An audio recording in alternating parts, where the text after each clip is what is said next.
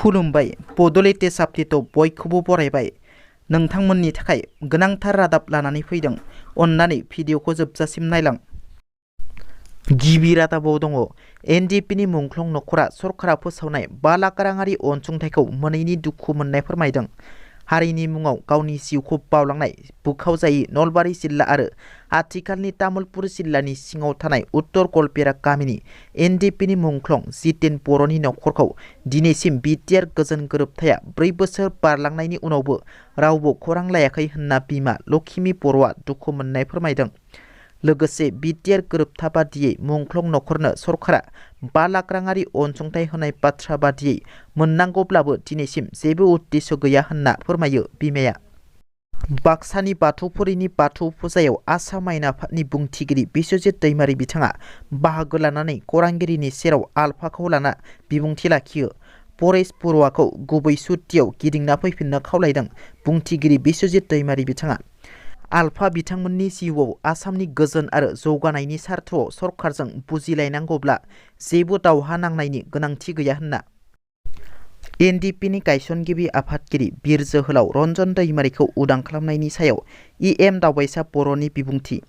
रन्जन दैमारि आरो सा 6निबो बांसिन जेलाव थानाय एक्स एनडिपि बिथांमोनखौ उदां खालामनायनि थाखाय BTR सरकारा खामानि मावगासिनो होनना लोगोसे सानैसो बारग' एनडिपिआ 27 जानुवारि एबा BTR गोरोबथा सानखौ ब्लेक डे महरै फालिनायनि सायाव बिथाङा बुंबावो दि गासिबो एक्स एनडिपिआ 27 जानुवारि एबा BTR गोरोबथा सानखौ ब्लेक डे हिसाबै फालियाखै। 3सो फालिदों जायफ्रा एकर्डनि ओंथिखौ बुजियाखै, एकर्ड खालामनायनि जाहोनखौ बुजियाखै।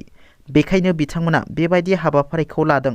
नाथाय गासिबो एक्स एनडिपि बिथांमोना बिथांमोननि खालामनाय बायदि खालामाखै होनना। आसामाव जौ जुवानि सायाव पुलिसनि गोख्रों नोजोर। बेबादिनो टिहु पुलिसनि जेआव 4 जुवारि हमजादों। जुवारिनि मोनसे दोलोआ गबरादल मेला फोरबोआव जुवा खेला होदोंमोन। पुलिसआ हराव सेबनानै 4 जुवारिखौ खानो हायोब्लाबो गुबुन जुवारिफोरा जायगानिफ्राय खारखोमालाङो। पुलिसआ जुवारिफोरजों लोगोसे जुवायाव बाहायनाय मुवा बेसाद आरो माखासे नोगोद रां बोखांनो हायो।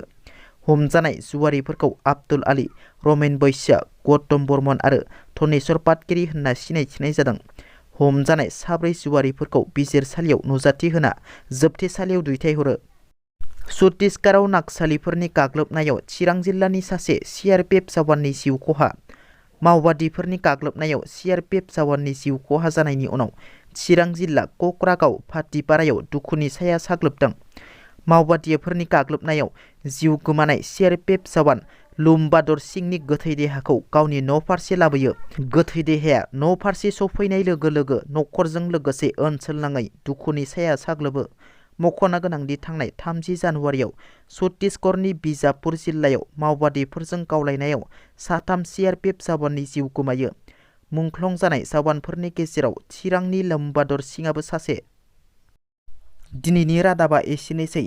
नोंथांमोना जुदि आंनि भिडिअखौ नायनानै मोजां मोनदोंब्ला अन्नानै लाइक, शेयार आरो साबस्क्राइब खालामनो दाबाव। गोजोन्थों।